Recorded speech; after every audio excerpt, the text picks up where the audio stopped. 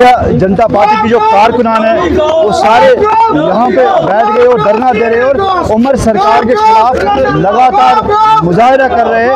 Metre लगाने को लेकर या दूसरी चीजों को लेकर जो वादे उमर सरकार ने किए थे लोगों के साथ, और इनका कहना है वो वादे निभा नहीं पाए, इसलिए आज हम सड़कों पे आए हैं और तमाम लोग अब जान चुके हैं कि उमर सरकार कुछ नहीं कर सकती। ऐसे में आप देख सकते हैं कि पुलिस अब डिटेन करना चाहती थी इनको। पुलिस है यहाँ पे जो डिस्ट्रिक्ट प्रेसिडेंट है वो यहाँ पे बैठे हैं।